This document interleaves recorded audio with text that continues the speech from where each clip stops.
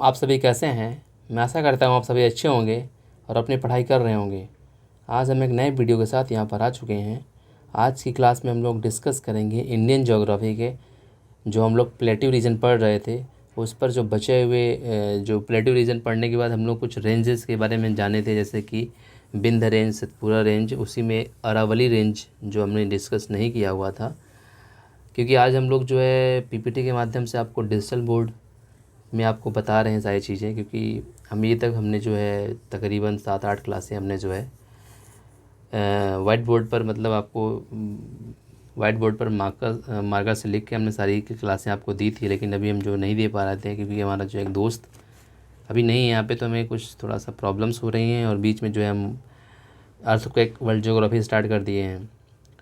तो इस सब देखते हुए हम लोग यहाँ पे आज क्लास कर रहे हैं। पीपीटी के माध्यम से हम आपको चीज़ें दिखाएंगे, बताएंगे, समझाएंगे।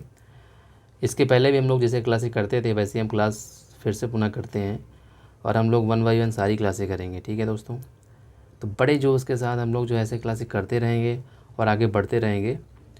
और हम जो भी चीज़ पढ़ रहे हैं मन तन से पढ़ेंगे। कभी भी ये नहीं सोचेंगे कि नहीं हम जो है यहीं पे स्किप कर देते हैं, अभी नहीं पढ़ते हैं। कभी ऐसा दिमाग में विचार नहीं आना चाहिए। कई बार ऐसा होता है कि हम लोग जो है स्टार्ट ज़रूर कर देते हैं चीज़ों को, लेकिन बीच में गिव अप करने का, क्विट करने का मन करता है, क्योंकि हम लोग उससे जो है नहीं आगे बढ़ना चाहते हैं। क्योंकि हम चाहते हैं कि वो चीज़ हम नहीं कर सकते, हम दूसरा फील्ड सेलेक्ट करें, वहाँ पे शायद हमको कुछ मिल जाए। हर चीज़ को अपनी इच्छा अनुसार करना चाहिए। मन जब करे तभी पढ़ना चाहिए, ऐसे नहीं ज़बरदस्ती पढ़ना नहीं चाहिए बैठ के कि बस बैठे हो पढ़ रहे हो, दिमाग में कोई चीज़ नहीं जा रही है तो वैसे नहीं पढ़ना है। ज़बरदस्ती नहीं है, मन से पढ़ना है। ज़रूरी नहीं है कि आप 6 घंटे पढ़ते हैं, ज़रूरी है कि आप कितने घंटे पढ़ गए। 2 घंटे पढ़ते हैं, एक 4 घंटे एक 6 घंटे में अंतर नहीं होता। ज़रूरी है कि आप जितना पढ़ रहे हो आपके दिमाग में जाए और आप उसको कंठस्थ कर रहे हो। ये बहुत इंपॉर्टेंट चीज़ होती है। ठीक है बच्चों, तो आज की क्लास में हम लोग अरावली अरावली श्रेणी के बारे में जानेंगे। ठीक है दोस्तों, तो यहाँ तक जो मैंने आपको बात बता दी है, मोटिवेशन की चीज़ें जो आपको मैंने बताया है, आप उसको समझ रहे होंगे। दोस्तों मैं आपसे एक फेवर चाहता हूँ, अगर आपको कुछ ऐसा लगे कि नहीं, जितने लोग हमसे जुड़े हुए हैं और हमारी वीडियोस को देख रहे हैं, लाइक कर रहे हैं, उनको लगता है हमें लगता है कि उनको हम अच्छा कंटेंट दे पा रहे हैं, तो उनसे यही फेवर है कि बच्चों बस ये रहता है कि जितने लोग इनसे हमसे जुड़े हुए हैं, हमारी क्लासें कर रहे हैं, वो 1 बाय 1 सारी क्लासें करें। भले वो 2x की स्पीड में देखें या 1.5, डजेंट मैटर, बेटर क्लास देखिए। क्योंकि इससे क्या होता है ना बच्चों, आपके अंदर कंसिस्टेंसी बनी रहेगी। ये डजेंट मैटर है बच्चों कि हम लोग पॉपुलर हैं कि नहीं पॉपुलर है, आज हमारी पॉपुलैरिटी कितनी है कितनी नहीं है, ये मैटर नहीं करता है बच्चों। क्योंकि कुछ लोग होते हैं कि सब्सक्राइबर डिपेंड करता है कि उसके 10 लाख हैं, हम लोग वहीं देखेंगे। कुछ नहीं होता है दोस्तों, बस ये होता है ना कि आपको जहाँ समझ में आए वहाँ आप पढ़िए, आप ऊपरी दिखावे में मत जाइएगा। ठीक है ना, तो इस पे कतई घबराना नहीं। आपसे ये फेवर चाहिए बच्चों कि आप हमारी क्लास को मन से देखिएगा।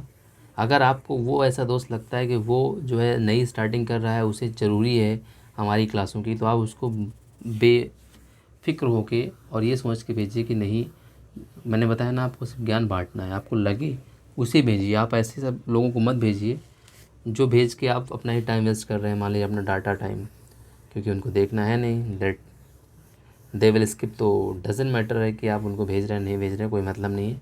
लेकिन आप उनको ज़रूर भेजिए जो वाकई में पढ़ना चाहते हैं, वो देखना चाहते हैं और कुछ एक्स्ट्रा एक्टिविटी, कुछ एक्स्ट्रा ज्ञान लेना चाहते हैं, तो it will be helpful for them. और ऐसे किसी को भेजने से कोई हेल्प नहीं होने वाली है बच्चों। तो स्वागत है हमारा ये बिनाल अकेडमी चैनल पे। फिर से मैं आपको जो है वही चीज़ बताता हूँ।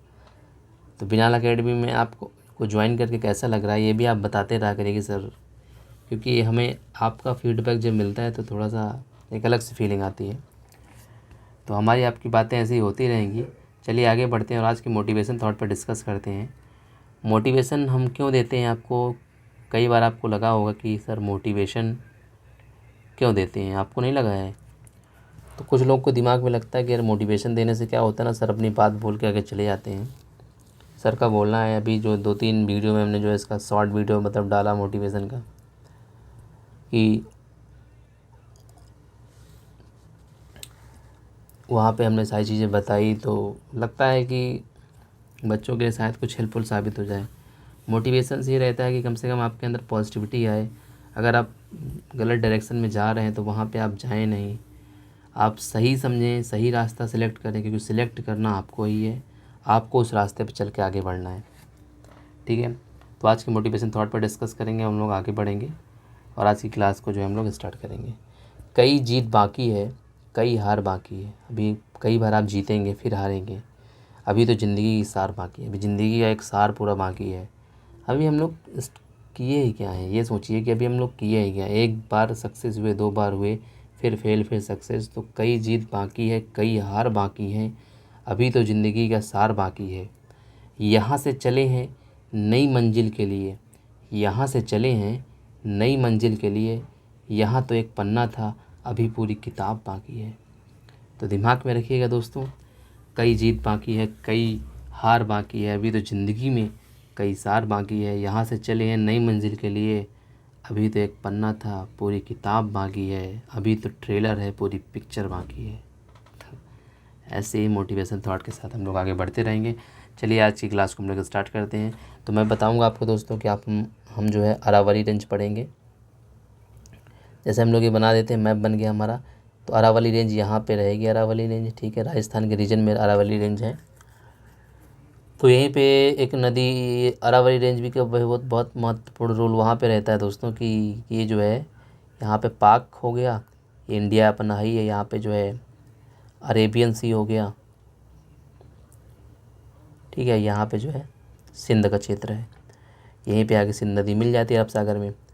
तो आपको ये दिमाग में रखना है बच्चे कि चीज़ें क्या होती हैं कि कई बार जो है जो हमारे इधर से जो हमारा जो साउथ वेस्ट मानसून है, 2 भागों में जब बढ़ जाता है, एक बंगाल की खाड़ी, एक अरेबियन सी वाला, तो ये इधर जाता है इधर से।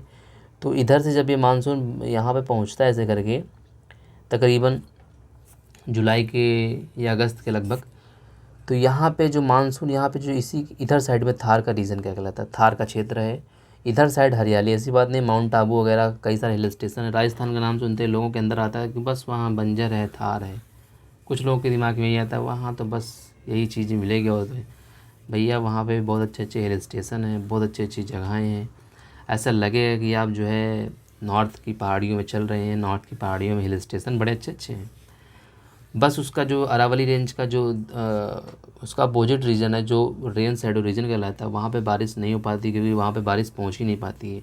क्योंकि जो क्या कहते हैं मॉइस्चर एयर होती है, जो जो मॉइस्चर से लदी हुई, जो मॉइस्चर नहीं होती, जलवाष्प वाटर वेपर से लदी हुई जो एयर होती हैं, वो एयर लेडन जो अमाउंट होता है वो यहाँ पर पहुँच ही नहीं पाती, क्योंकि ये माउंटेन्स को रोक लेता है।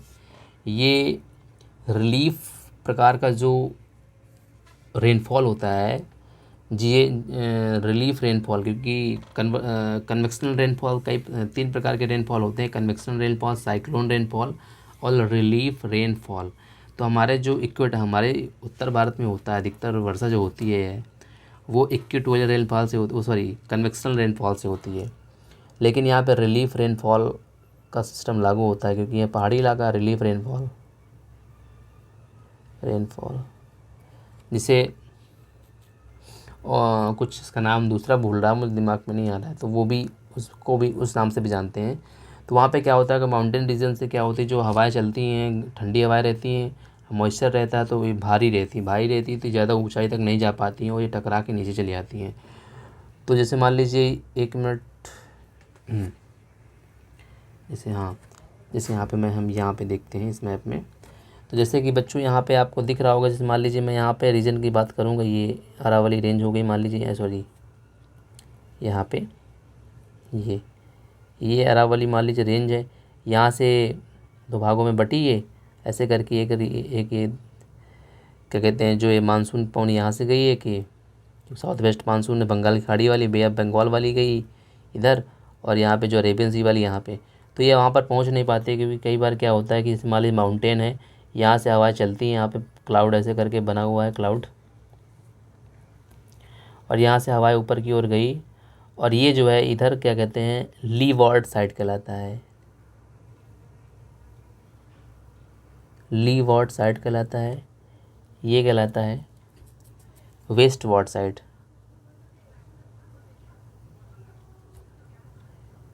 वेस्ट वार्ड साइड में क्या होता है बच्चों कि वहाँ पे जो है बारिश हो जाती है, ली वार्ड साइड में बारिश नहीं होती है, क्योंकि यहाँ पे जो है जो जो यहाँ पे हवाएं बाद में आएंगी इधर साइड से, ली वार्ड साइड से नीचे स्लोप से नीचे आएंगी, वो ड्राई एयर रहती है, क्योंकि इनके पास जो मॉइस्चर रहता है, नमी रहती है, वो यहीं पे जो है ख़त्म हो जाया करती है, क्योंकि ये ऊंचाई तक जा नहीं पाते, टकरा के वापस वर्षा यहाँ पे हो जाती है, कन्वेक्शनल प्रेसिपिटेशन द्वारा वर्षा हो जाती है। तो यहाँ पे जो है एयर पहुँच ही नहीं पाती है, मतलब जो मॉइस्चर या वाटर वेपर वाली जो मॉइस्चर लेडन एयर होती है, मतलब जलवाष्प नमी से भरी लदी जो एयर होती है, तो वो वहाँ पहुँच नहीं पाती है, तो वहाँ पे बारिश नहीं हो पाती है। तो इधर साइड में जो है सूखा वाला क्षेत्र कहलाता है, यहाँ पे कम बारिश होती है। तो यही रीज़न है कि यहाँ पे जो है थार मरुस्थल यहीं पे थार पड़ जाता है। थार का मरुस्थल इसीलिए पड़ जाता है क्योंकि जो है ये थार यहीं पे रीजन यही है, क्योंकि ये रेन शैडो रीजन कहलाता है। क्या कहलाता है? इसको कहते हैं रेन शैडो रीजन कहते हैं, रेन शैडो रीजन। ठीक है, तो ये सारी चीज़ें हम जो है वर्ल्ड ज्योग्राफी में 1 बाय 1 पढ़ेंगे, जब क्लाइमेटोलॉजी पढ़ेंगे तो वहाँ हम चीज़ें भी जान लेंगे अच्छे तरीके से। तो यहाँ पर मेरा जो बताने का मतलब था आप समझ ही गए होंगे बच्चों। चीज़ें ऐसे ही 1 बाय 1 हम लोग पढ़ते हुए आगे बढ़ेंगे। कतई आपको ये नहीं घबराना कि हम लोग जो है आपको चीज़ें नहीं देंगे, सारी चीज़ें आपको हम जो है बताएंगे। तो दोस्तों यहाँ पे जो है इसका विस्तार जो है पालनपुर गुजरात से लेकर दिल्ली तक है, अरावली रेंज का विस्तार है, गुजरात टू दिल्ली। लगभग 800 किलोमीटर की लंबाई है। निर्माण इसका हुआ है प्री कैम्ब्रियन काल में। विश्व का जो प्राचीन वलित पर्वत है, हिमालय से लक्षद्वीप तक जो विस्तार इसका यहाँ से यहाँ तक हुआ है, ये लक्षद्वीप तक यहाँ पे, तो इसी से जो है इसका जो है इसी से जो है इसकी उत्पत्ति हुई है। तो इसको दिमाग में रखना है, ठीक है दोस्तों। तो हम लोग आगे बढ़ते हैं। तो जब इस हिमालय से इसका विस्तार हुआ तो इसका क्या अपर्दन, डायरेक्ट धीरे धीरे अपर्दन हुआ, अपक्षय अपर्दन जो क्रियाएँ होती हैं वो हुआ। इससे क्या हुआ बच्चे की इसका जो अपर्दन हुआ, अपक्षय अपर्दन हुआ, ये क्या होती हैं? पृथ्वी पर परिवर्तन लाने वाले जो हम लोग एंडोजेनेटिक एक्सोजेनेटिक फोर्स पढ़ेंगे। एंडोजेनेटिक मतलब आंतरिक बल, एक्सोजेनेटिक बाह्य बल।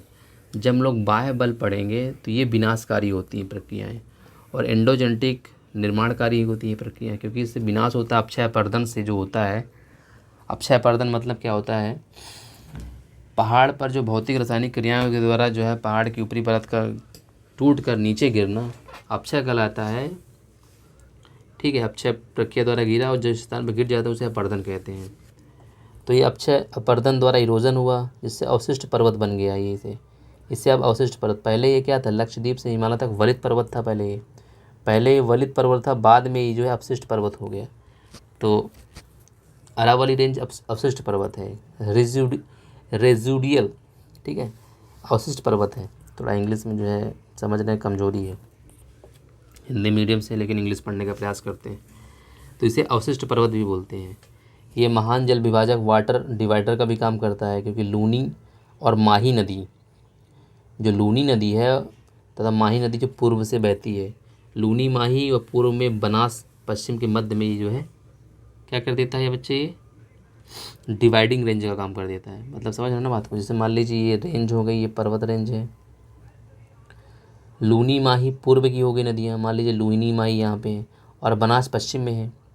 तो यहाँ पे मैं आपको चीज़ें बता दूँ, तो यहाँ पे जैसे मान लीजिए लूनी और माही, और यहाँ पे बनास नदी हो गई, बनास नदी पश्चिम में हो गई, लूनी माही पूर्व में हो गई, और ये पश्चिम में माही नदी के मध्य जो है ये डिवाइडिंग का काम करता है, दोनों नदियों को अलग अलग कर देता है। बनास नदी से बनास का मैदान भी बनता है, जिसे छापन का मैदान भी कहते हैं वहाँ पे। इन नदियों के द्वारा क्या होता है? अंतःस्थलीय अपवाह तंत्र का निर्माण होता है, इनलैंड ड्रेनेज सिस्टम का निर्माण होता है लूनी और माही नदियों के द्वारा, और बनास नदी जो होगी इनके द्वारा। ठीक है, तो इतना आपको दिमाग में रखना। ये मान लीजिए एक प्रकार की पूरी 800 किलोमीटर जो मैंने बताया था, ये अरावली रेंज है। क्या है? देखिए, अरावली रेंज। अब आप समझिए यहाँ से गुजरात से इसका स्टार्ट है कहाँ से, मैंने बताया था पीपल घाट से। कहाँ से स्टार्ट हुआ था? पालनपुर, पालनपुर की पहाड़ियाँ। पालनपुर का नाम आता नहीं है किसी मूवी में? अब आप बताएंगे कमेंट करके किस मूवी में पालनपुर का नाम आता है। ठीक है, किसी न किसी मूवी में आता है, मैंने भी सुना है, मेरे दिमाग में नहीं आ रहा। आप लोग बताइएगा, मेरी हेल्प करिएगा थोड़ा सा। ठीक है, तो ये गुजरात के पालनपुर में स्टार्ट होता है, पालनपुर से स्टार्ट होता है, पालनपुर। ठीक है, और दिल्ली तक जाता है। तो पालनपुर से स्टार्ट हुआ, इसमें गोरन घाट पड़ता है। फिर आगे जाके जो है दिलवाड़ा मंदिर है, उसी में माउंट आबू है, उसी में उसकी सबसे ऊंची चोटी क्या है? गुरु शिखर है। ठीक है, और आगे चलने पर इसमें इधर से बनास नदी मिलती है, इधर से लुनी नदी मिलती है।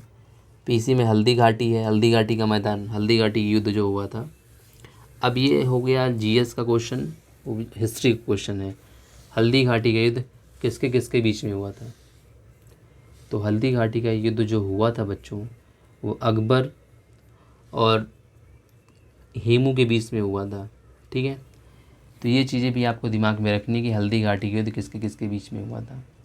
कई बार होता है कि हम लोग पढ़ते कुछ और आ कुछ और जाता है क्वेश्चन। तो ठीक है, तो हेमू विक्रमादित्य, मुझे इतना पता है कि हल्दी घाटी का युद्ध जो है अकबर के बीच में हुआ था, लेकिन अकबर और दूसरा जो अपोजिट वाला था वो हेमू था, क्योंकि पानीपत के द्वितीय युद्ध भी इन्हीं के बीच में हुए थे, हेमू विक्रमादित्य और ये जो है अकबर का जो सेनापति था बैरम खां, 1556 में हुआ था। ये भी तकरीबन 1575 1588 ऐसे कुछ लगभग हुआ था, मेरे दिमाग में नहीं आ रहा, लेकिन ये अकबर मुगल काल की बात है ये।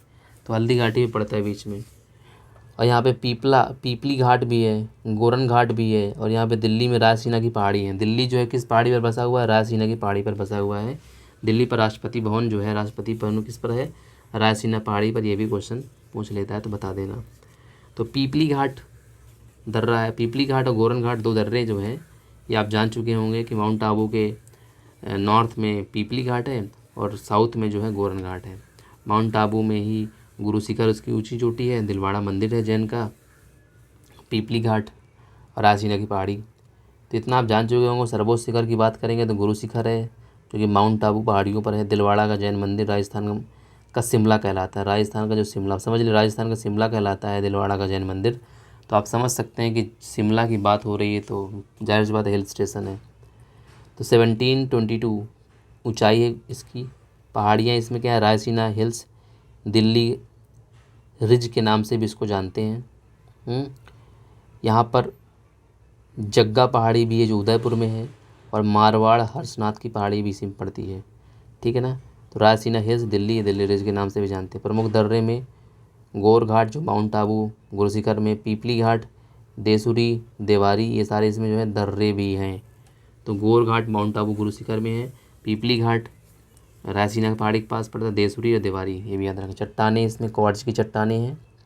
खनिज इसमें सीसा, तांबा, जस्ता, एस्बेस्टस, अभ्रक, संगमरमर की प्राप्ति होती है। राजस्थान का 70% खनिज यहीं से मिलता है। राजस्थान का 70% जो खनिज आता है राजस्थान के लिए यहीं से आता है। तो सीसा, जस्ता, तांबा मिल गया, सीसा मिल गया, अभ्रक मिल गया, संगमरमर मिल गया। मरुस्थलीकरण को रोकने के लिए मानसून, यहाँ पे जो मरुस्थलीकरण है, जो डिजर्टिफिकेशन है, इसको रोकने और मानसून की दिशा बदलने में सहायक होता है। कौन सहायक होता है? तो ये जो यहाँ की पहाड़ियाँ हैं, मरुस्थलीकरण को रोकने और मानसून की दिशा बदलने में सहायक होता है। ठीक है ना, कौन है? यहाँ की जो अरावली रेंज है, नक्की झील भी यहीं पड़ती है। आबू हिल्स मतलब माउंट आबू, आबू हिल्स ज्वालामुखी निर्मित है यहाँ पे। जो आबू हिल्स है, माउंट आबू है ये, यहाँ पे तो जैन का मंदिर दिख रहा है आपको। आबू हिल्स है राजस्थान में जो ज्वालामुखी से निर्मित हुआ है। नक्की झील भी यहीं पे पड़ती है, इसको भी आपको दिमाग में जो है रखनी है। ठीक है, तो यहाँ तक आपको चीज़ें समझ में आ गई होंगी बच्चों। मरुस्थलीकरण जो है इसमें डिजर्टिफिकेशन है, और इसमें जो है क्या है बच्चे, मानसून की दिशा बदलने में कौन सहायक है? ये जो रेंज है अरावली रेंज, ये सहायक है। ठीक है, यह इसके बाद जो है विंध्य माउंटेन रीजन आ जाता है, विंध्य पर्वत आ जाता है। इसके बारे में हम लोग डिस्कस कर चुके हैं पिछली क्लासों में। गुजरात से बिहार तक इसका विस्तार है। इसे ब्लॉक माउंटेन कहते हैं। इसका पर्दन हुआ जिससे अवशिष्ट पर्वत हो गया। तो याद रखना, अरावली पहले वलित था, इसका इरोज़न हुआ, बर्धन हुआ, तो ये क्या बन गया, अवशिष्ट पर्वत बन गया। रेजिडुअल माउंटेन बन गया, मतलब अवशिष्ट पर्वत बन गया। इसी तरह विंध्य पर्वत भी अवशिष्ट पर्वत है। गुजरात से बिहार तक विस्तार है। गुडविल इसकी सबसे सर्वोच्च चोटी है। गुडविल उत्तर व दक्षिण के मध्य जल विभाजक का काम करता है। हिमालय और प्रायद्वीपीय नदियों के मध्य जल विभाजक मैंने बताया था। नदियाँ नर्मदा, केन, कर्मनाशा, टोन्स नदियाँ हैं यहाँ पे। ठीक है, तो याद रखिएगा नर्मदा और केन, दो नदियाँ, कर्मनाशा और टोन्स, ये भी नदियाँ याद रखिएगा। तो इसको भी दिमाग में आपको जो है रखना है। तो नर्मदा, केन नदियाँ हैं और कर्मनाशा, टोन्स नदियाँ हैं। तो ये चीज़ें मैं इसलिए आपको बता रहा हूँ कि एक बार फिर से आपकी पिक्चर दिमाग में बन जाए। ठीक है, मैं आपको एक बार इसका जो है मैप जूम करके दिखा देता हूँ सारी चीज़ें। ये यहाँ पे आप देख रहे हैं अरावली रेंज हो गई है, विंध्य रेंज, सतपुड़ा रेंज और थार डिजर्ट इसके इधर साइड पड़ता है, मैंने बताया था ना आपको। तो इस मैप में आपको देख सकते हैं डेक्कन प्लेट्यू सारा हमने जो है पिछली वाली क्लास में डिस्कस कर लिया था। तो यहाँ तक आपको चीज़ें समझ में भी आ गई रही होंगी। ठीक है, अगर यहाँ के मैं खनिज की बात करूँ तो मैंने बताया ही था पहले कि यहाँ चूना सीमेंट उद्योग ज़्यादा होता है, क्योंकि यहाँ पे लाल बलुआ पत्थर निर्माण होता है। लाल बलुआ पत्थर, चूना पत्थर यहाँ मिलता है, इसलिए यहाँ पे जो है सीमेंट की फैक्ट्री है जो कि इनके लिए कच्चा माल है। भवन निर्माण में लाल किला, आगरा किला, जो लाल किला आपको मिलेगा, लाल पत्थर आगरा किला मिलेगा, वो लाल पत्थर जो बना हुआ यहीं से आया था। तो इसको भी दिमाग में रखना है, हिस्ट्री का भी क्वेश्चन बन जाता है और जो है अपने को याद भी रखना है कि क्या है। तो ये क्या है, पूरी सतपुड़ा रेंज या सतपुड़ा रेंज के बारे में दिखाया गया है यहाँ पे। नहीं, यहाँ पे जो ये विंध्य रेंज है, विंध्य श्रेणी है ये। तो ये भी गुजरात से मैंने बताया था, गुजरात से आपको बिहार तक मिलेगा इसका विस्तार। अरावली, यहाँ पे अरावली रेंज है जो कि यहाँ पे गुजरात से पालनपुर से लेके दिल्ली तक है। ये भी आपको दिमाग में रखना है, दिल्ली तक है ये। ठीक है, यहाँ पे हिमालय नदी तंत्र और प्रायद्वीपीय नदी तंत्र के बीच में जो है विभाजक का काम करती है। जाबेर, बांडेर, कैमूर की पहाड़ियाँ हैं। सद्भावना शिखर भी इसी में पड़ता है। ठीक है, मैं ऊपर बात कर भी चुका हूँ कि यहाँ पे जो है गुडविल चोटी सबसे ऊंची चोटी है, सद्भावना शिखर भी है, सतपुड़ा रेंज भी है, नर्मदा भ्रंश, नर्मदा नदी से निकलती है। सारी चीज़ें जो हमने पिछले वाली क्लास में डिस्कस कर लिया था। तो यहाँ तक आपको चीज़ें पता चल गई होंगी बच्चों। यहाँ पे याद देख लीजिए, ये भी एक डायग्राम है, छोटा सा आप दिमाग में रखिएगा इसको कि कैसे क्या है। ये छोटे छोटे डायग्राम जो आपको सारी चीज़ें हैं आपको पिक्चर के दौरान जो दिखा रहा हूँ, ये सारा आपको जो है मैप मिल जाएगा, मतलब सारी चीज़ें जो है आपको PDF मिल जाएगा। हैंड नोट भी मिल जाएंगी, जो मैंने हाथ से नोट बनाई है वो भी आपको प्रोवाइड कर दी जाएगी। ठीक है, तो सारा चीज़ मिल जाएगी आपको, कतई घबराने की ज़रूरत नहीं है। इसमें राजपीपला की पहाड़ी है, बुरहानपुर का दर्रा है, ग्वालीघड़ है, महादेव की पहाड़ी है, इसी पर धूपगढ़ पंचमढ़ी है। ठीक है, नर्मदा नदी मैकाल पर्वत से निकलती है, यहीं सोन नदी निकलती, अमरकंटक है, यहीं से सोन नदी निकलती, नर्मदा नदी निकलती है। ठीक है, तो ये सारी चीज़ें मैंने जो है पिछली क्लास में भी डिस्कस किया हुआ था, नर्मदा भ्रंश। ठीक है, तो ये दिमाग में आपको जो है रखनी है चीज़ें, क्योंकि जब चीज़ों को आप दिमाग से पढ़ेंगे, क्योंकि अजंता है, अजंता और अजंता के बीच में जो है ये नर्मदा भ्रंश है, तो ये आपको दिमाग में जो है रखनी है। तो यहाँ तक मैं आशा करता हूँ आपको चीज़ें समझ में आ गई होंगी। ये देखो सतपुड़ा पहाड़ी हो गई है, महादेव की पहाड़ी यहीं पर पड़ती है, यहीं पे जो है मैकाल श्रेणी पड़ती है, जिससे जो है अमरकंटक चोटी है, इससे सोन नदी, नर्मदा नदी, और ये दक्षिण की ओर एक नदी निकलती है, उसका नाम मेरे दिमाग में नहीं आ रहा है, मैंने पिछली क्लास में बताया था, खैर छोड़ो। तो यहाँ पे ग्वालीघड़ भी है, राजपीपला है, ये देख रहे हैं, नर्मदा सोन घाटी है, विंध्य पर्वत की श्रेणी ये देख रहे होंगे, विंध्य पर्वत की श्रेणी ये भी अरावली रेंज की श्रेणी, ये अब मैप में देखिए आप। तो ये चीज़ें आपको कहाँ मिलेंगी, सारी चीज़ें आपको PDF में मिलेंगी ना। यहाँ पे देखिए आप, ये देखिए आप, ये रीवा का पठार यहाँ पे है, ये एक मिनट, ये बघेलखंड हो गया, रीवा का पठार, मालवा का पठार हो गया, ये बुंदेलखंड हो गया, ये बुंदेलखंड का पठार हो गया, ये मध्य भारत का पठार हो गया। तो ये चीज़ें सारी आपको मैप में दिख रही होंगी। सारी चीज़ें हम ऐसे करके आपको दिखाएंगे कि आपको लगेगा कि नहीं यहाँ पर वाकई में जो है चीज़ें पढ़ रहे हैं और आपके दिमाग में पिक्चरें बनती जा रही हैं।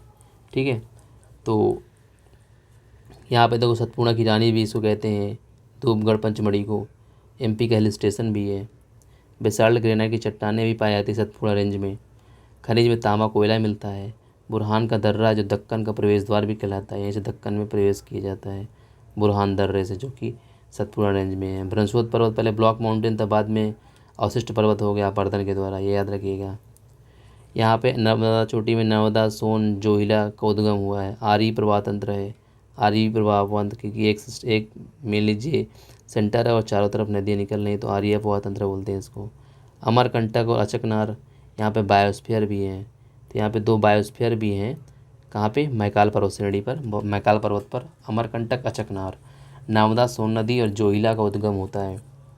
ठीक है, आर्य अपवाह है यहाँ पे। तो यहाँ पे याद है कि राजपीपला, महादेव, मैकाल पर्वत श्रेणी, नर्मदा, ताप्ती नदियों के मध्य गुजरात से झारखंड तक इसका विस्तार भी है। गुजरात से झारखंड तक, उसका गुजरात से बिहार तक है। तो ऐसे करके चीज़ें आपको जो है दिमाग में रखनी है, क्योंकि यहाँ पे जो है देखो, ये चीज़ें इसलिए मैं बता रहा था आपको, क्योंकि गुजरात ऐसे करके मान लीजिए है, तो गुजरात तीनों का सेंटर बन जाता है। ये अरावली का भी बन जाता है, बिंद का बन जाता है, सतपुड़ा का भी बन जाता है। ठीक है, तो यहाँ पे तीनों का क्या बनता है? ट्राई जंक्शन बन जाता है ये। तो इसको भी दिमाग में रखना है। तो सारी चीज़ें कहाँ से आएंगी? आपको यही चीज़ें पता चलेंगी ना। तो यहाँ तक आपको चीज़ें भली भांति मैंने चीज़ें बता दी थी। पूर्वी घाट हमने पढ़ा दिया था, पश्चिमी घाट हमने हादरी पढ़ लिया था हमने। ठीक है, और इसके बाद हम लोग जो है जैव विविधता हॉटस्पॉट पढ़ लिए थे, सारा हमने जो है क्लासों में देख लिया था। ये सारी PDF आपको जो है मिल जाएगी, इसमें कतई आपको घबराने की ज़रूरत नहीं है। तो चलिए फिर मिलते हैं हम लोग अगली वीडियो पर। अब जो हम अगला जो हम पढ़ाएंगे आपको वो चीज़ें मैं बता देता हूँ। अध्याय 3 रहेगा, इसमें हम लोग जो है भारत के अपवाह तंत्र के ड्रेनेज सिस्टम ऑफ इंडिया के बारे में जानेंगे। अपवाह तंत्र का वर्गीकरण पढ़ेंगे। हिमालय और प्रायद्वीपीय नदियों में अंतर क्या है, प्रायद्वीपीय नदी तंत्र क्या है, हिमालय नदी तंत्र क्या है, भारत में अपवाह तंत्र का परिचय, प्रतिरूप क्या है, अपवाह तंत्र का वर्गीकरण हो गया। फिर इसके बाद हिमालय नदी तंत्र, प्रायद्वीपीय नदी तंत्र, हिमालय और प्रायद्वीपीय नदी तंत्र में अंतर क्या है, सारा आपको यहाँ पे चीज़ें दिख रही हैं। ऐसे करके हम लोग जो है तरीके से पढ़ेंगे। और चलिए हम लोग मिलते हैं फिर अगली क्लास पे, और हम लोग जो अगली क्लास में देखते हैं कि हम लोग हो सकता है कि वाइट बोर्ड में आपको पढ़ा देंगे। तो तब तक के लिए बाय बाय, टेक केयर। ऐसे हंसते रहिए, मुस्कुराते रहिए और पढ़ते रहिए, और हम आपको ऐसे पढ़ाते रहेंगे। ठीक है। किसी ने कुछ खूब कहा है दोस्तों, जाते जाते एक आपको चीज़ सुना देता हूँ। जिद, जिसने भी दुनिया में जिद की है उसने इतिहास रचा है। जिद्दी आदमी ही हमेशा इतिहास रचता है। ठीक है, याद रखिएगा। जिसने अपने आप को रगड़ा है, जिसने अपने आप को दिन रात एक करके अपने आप को निखारा है, गूगल में लोगों ने उसी को सर्च किया है। गूगल पे लोगों ने सबसे ज़्यादा किसको सर्च किया? जिसने अपने आप को निखारा है। ऐसे कई उदाहरण आपको मिलेंगे। जो भी आप चीज़ें, आप ये थोड़ी है कि रमेश गुप्ता का नाम आप सर्च नहीं करेंगे, आप रमेश पोखरियाल निशंक जो पूर्व CM आप उत्तराखंड थे उनका नाम, तो आप उनको सर्च करते हैं, उनको देखते हैं जिसने अपने आप को तपती धूप में निखारा है, जिसने अपने आप को तपती धूप में निखारा है। गूगल पर लोगों ने उसको सर्च किया है।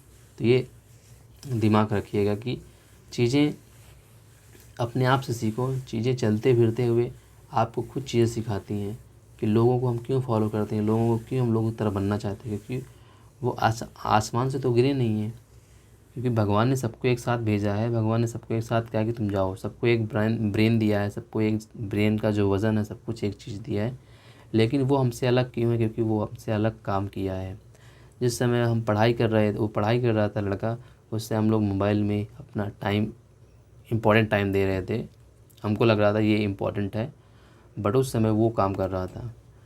आज हम उसको फॉलो कर रहे हैं क्योंकि उसने जो है अपने आप को तपाया है, तपती धूप में अपने आप को तपाया है। तो ये चीज़ें होती हैं कि जिसने अपने आप को तपती धूप में तपाया है, उसको ढूंढने के लिए हमने गूगल पर अपना दिमाग लगाया है। ठीक है, तो याद रखिएगा कि जिसने अपने आप को तपती धूप में निखारा है, तपाया है, उसको सर्च करने के लिए अपना दिमाग हमने गूगल पर लगाया है। तो जाहिर सी बात है, गूगल पर सर्च करते हैं कि भैया सोनल गोयल IAS अधिकारी कौन है, सर्च करो, ये चाहिए, ये है, इनके बारे में जानते हैं। तो चलिए फिर, बाय बाय, टेक केयर। मिलते हैं अगली वीडियो पर। तो हंसते रहिए। बाय।